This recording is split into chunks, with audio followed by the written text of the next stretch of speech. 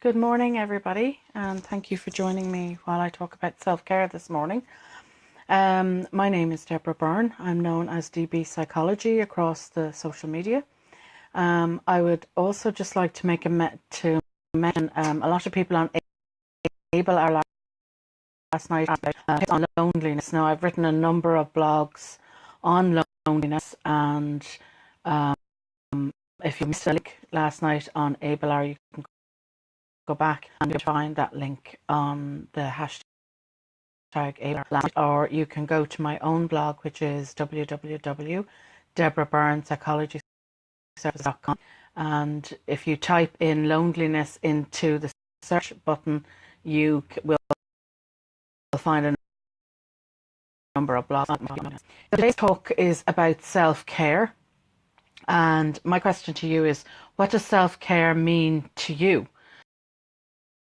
It means showering, eating 3 meals a day, having a warm home, basic looking. But to me, it means so much more. I would add into that relaxation. So I would have some of mindfulness or some form of breathing meditation, such as the 7-11 technique. I would also add into that improving your sleep and making sure that your sleeping quarters are as free from technology or televisions as possible, and having a comfortable room that you can live in for yourself. And you can, set yourself up for the best possible night's sleep that you can. I would also add into that some self-soothing. Now, when I'm talking about self-soothing, I'm talking about habits. So if you are somebody at the moment who has been trying to break a bad habit like smoking or something like that, one of the places that you can help yourself do this, along with there's a very good smoking program with the HSE to cease smoking, would be to replace your time that you spend smoking with something else. So I have a blogs up there on what I call self-soothing, but it's good habits. So putting in some good habits. I would also include journaling. And the reason I include journaling is when we do what I call brain dumps, that's what I use the self-care, the journaling for, is to do brain dumps. And when we do that, we allow our brain, the thinking part of our brain, the doing part of our brain, to switch off.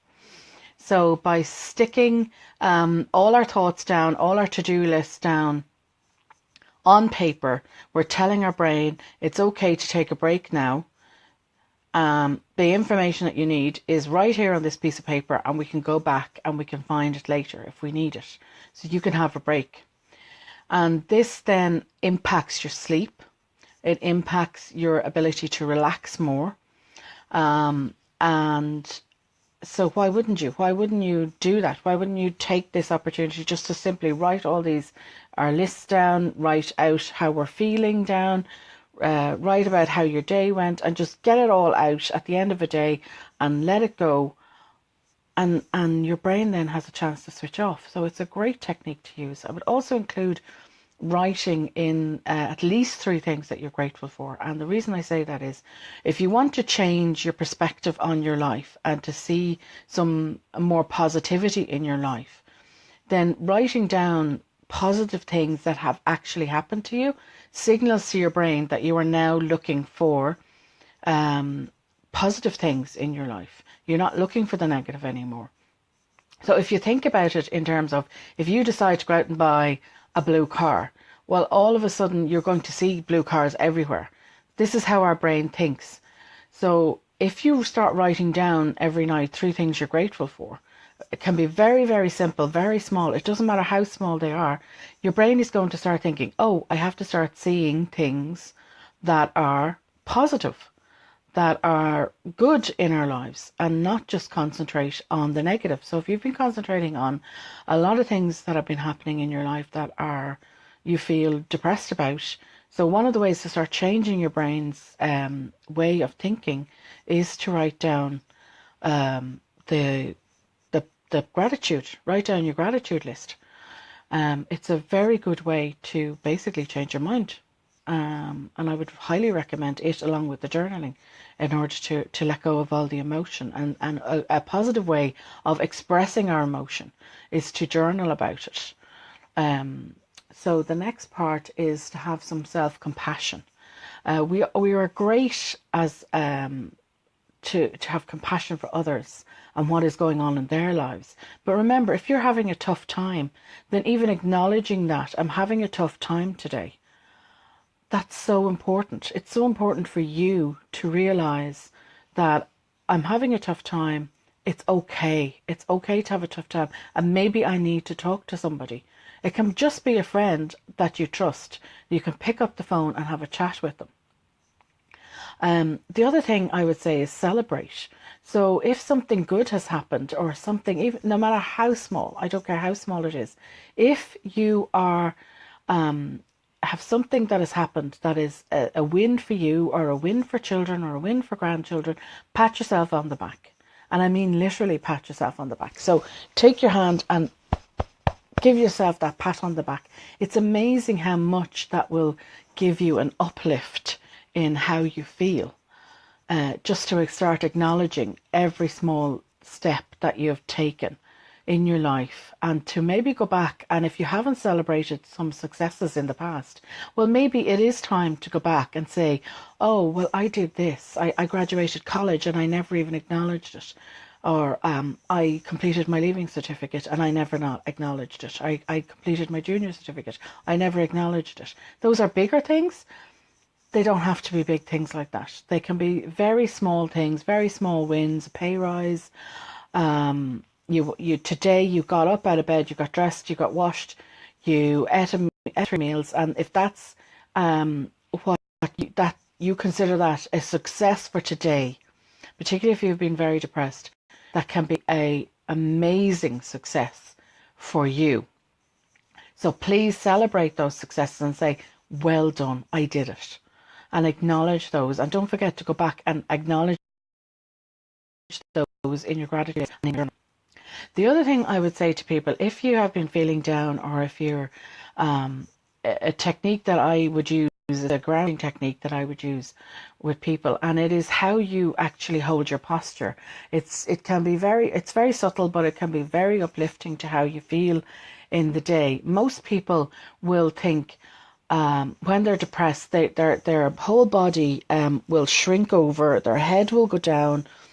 So look at how you're holding your body.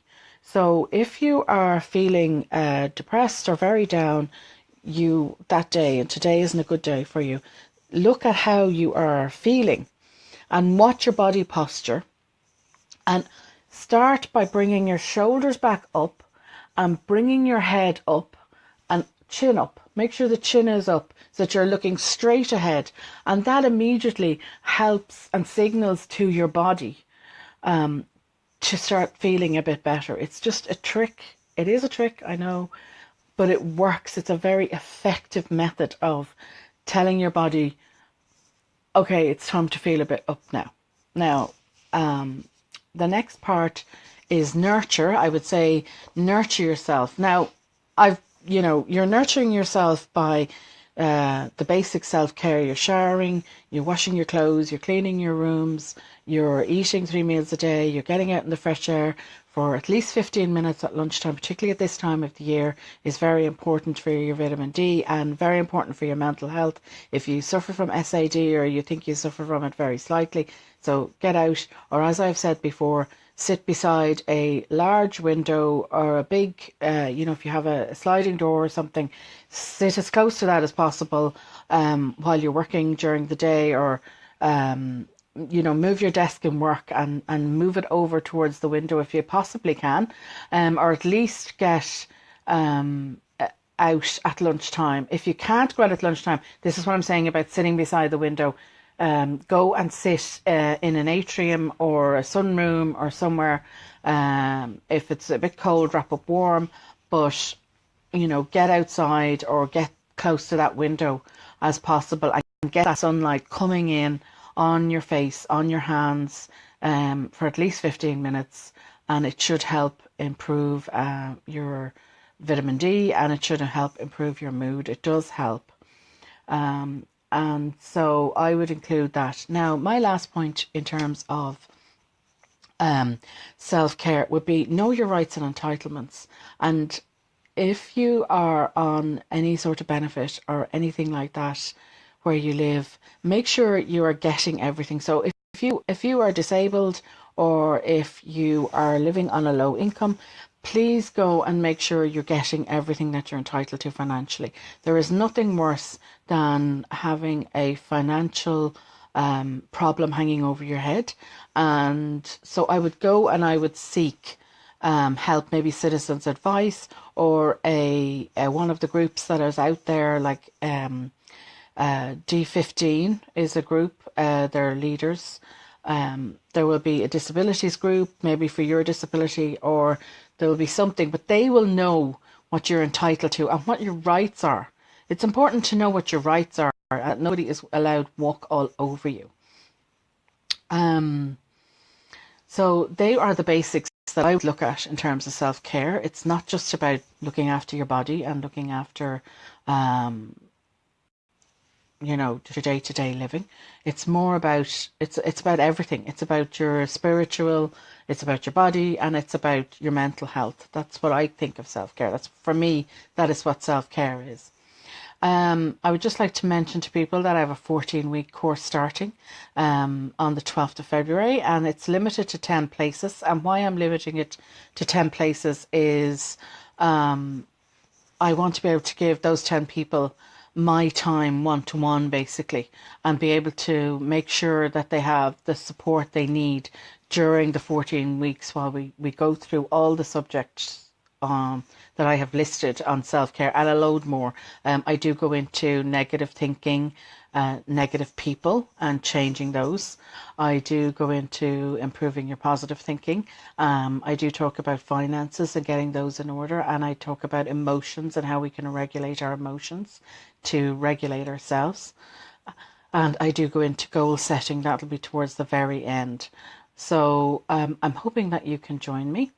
If you can't, there is a freebie up on my website, which is, you'll see the link on the Facebook page, and it's about reviewing your priorities. Now, when I talk about priorities, I mean your to-do list.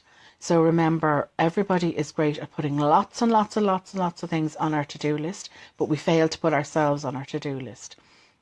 And we should be at the top of our to-do list.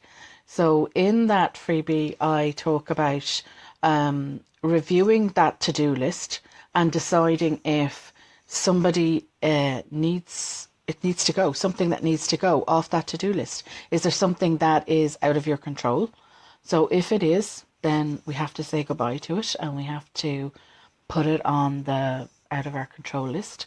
And if there are things on that we are doing for other people to the detriment of our health and our mental health, then it's time to hand those over to those people and allow them to be adults. And that is very, very important, that we respect other people enough to do their own things, to let them do their own to-do list. And sometimes we have to stop enabling people. By reviewing these things, and I have listed, there's 3 pages to it, so there's a lot more to it than that. I include creating a supporters list. You do need, as part of your self-care, you do need a good supporters list. So and a self-care kit is another great way of doing some self-care. If you're having a bad day, is to create your own self-care kit. And I do have those on, there's three different lists, and all instructions are there. And if you want to just grab them, you can go up onto my resources page on my website as well, and you'll be able to find them there. So I thank you very much for joining me this morning. And if you weren't able to join me live, let me know in the comments later on if there's any other things or any other suggestions that you think should be on your self-care list, that's on your self-care list today. And if there are any other topics that people would like me to talk about, please let me know, and I'll be more than happy to write a blog or come on and do a Facebook Live about it. Thank you very much.